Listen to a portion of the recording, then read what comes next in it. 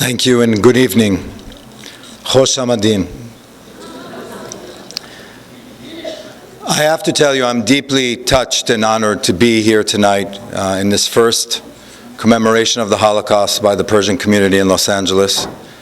It's deeply moving and comforting to be here together and to focus on the fact that we're not just each one in his own community or her own community. We're not just Reform or conservative or Orthodox or Ashkenazi or Sephardi or Persian or Jewish or non-Jewish. We're all here together as human beings to learn the lessons of the Holocaust and to look forward to a better world. I want to deeply thank the Iranian Jewish Federation here in Los Angeles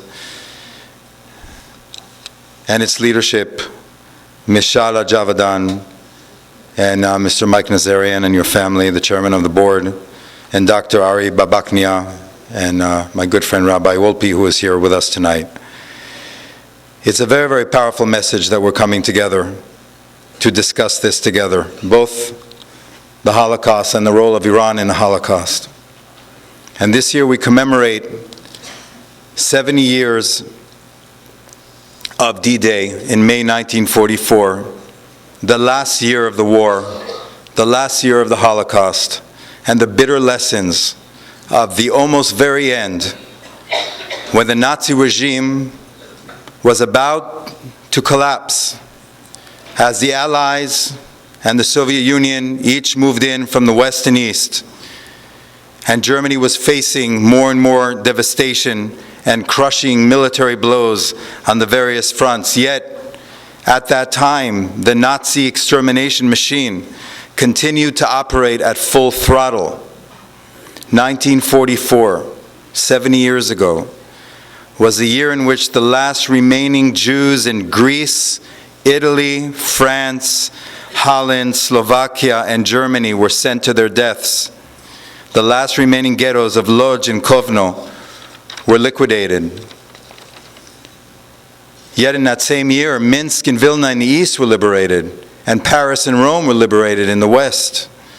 As the Soviet army made dramatic and rapid inroads, the Nazis worked even harder, not only on the war effort, but especially on the extermination effort.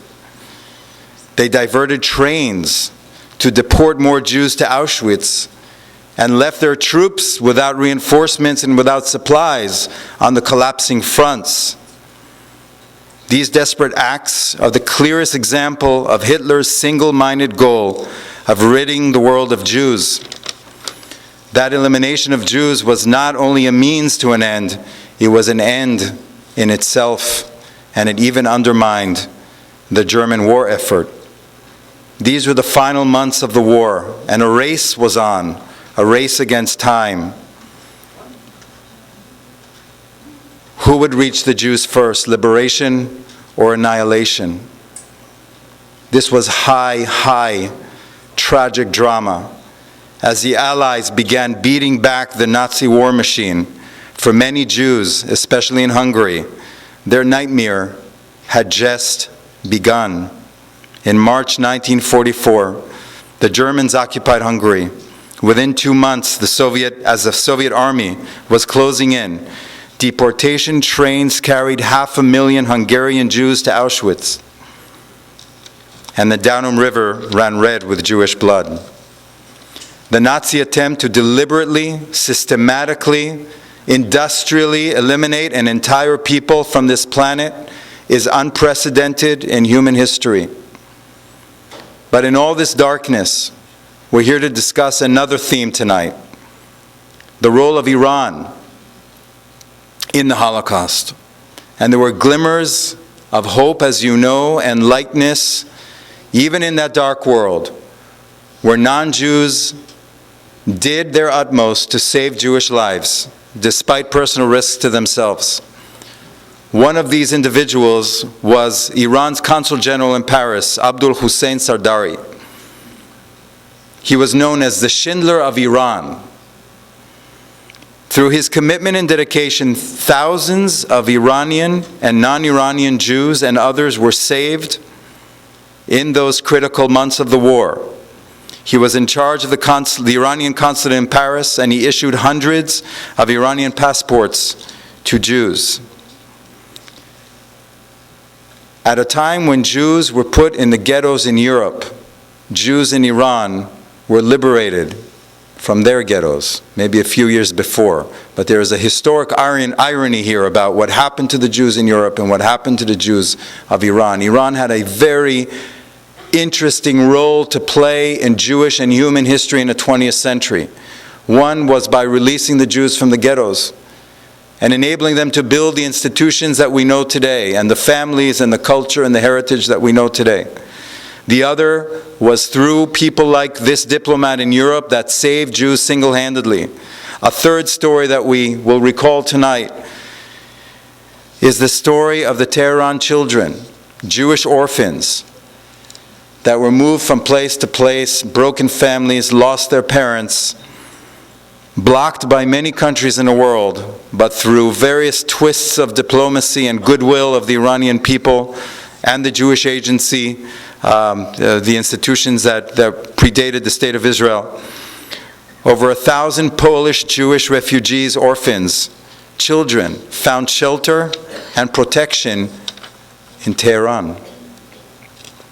They arrived shattered and starving. Iran was their refuge. The spirit of Cyrus the Great lived on and shined in those years. Many of these Tehran children made it to Israel not very long after. Many of them were involved in the critical years of reestablishing the State of Israel. Some of them even died in Israel's War of Independence. The story of Tehran's children should teach us a lesson. Iran had a very important role to play in our history and in human history. We owe a great debt of gratitude to the Iranian Jewish community, recently emerging from the ghettos and building those institutions that treated those children and later helped the State of Israel do what it needed to do in its earliest years. It was you, your parents, and your grandparents that forged and nurtured these relationships with the Iranian people that enabled these things to happen in those years. These bonds enabled diplomats to save Jews and enabled the refugees to be treated and enabled many other things over the years. The tragedy is that when the Iranian regime today, which is an aberration in history, the Iranian regime today denies the Holocaust, it's not only committing a crime against the memory of those who were annihilated and the victims of the Holocaust, it's committing a crime against itself, against the great and grand tradition and history of the Iranian people. Many people do not know these stories because of the current denial of the Holocaust by Iran's regime, which robs Iran of its role in humanity and its critical role in the 20th century. We will never forget the lessons of the Holocaust, the lessons of 1944, the bitter reality that when parts of Europe were being liberated, so many Jews still died in the gas machines of Nazi Germany. And I can tell you as Consul General of Israel that when we swear never again, we mean it. And no longer, never again, will Jews ever face the existential questions of liberation or annihilation, which will meet them first. Israel will never allow extremist regimes to attain the means in which to annihilate us, and we know that vigilance is the price of our freedom. As we continue to hope for peace and to share our gifts of technology and innovation and discovery with the people of the world, and hopefully more and more with the people of the Middle East, and in the future with the people of Iran, we will never forget the lessons of the Holocaust, the lessons of the evil, and the importance of our vigilance. Jews will never have to face that question again. What will come first to us, annihilation or liberation? Because today we are a free people. We celebrate our freedom in this country, we celebrate our freedom around the world, and certainly in the State of Israel. The modern State of Israel is our guarantor of that freedom. We will protect that freedom. We will guard that freedom and we will safekeep it for all Jews everywhere for all time.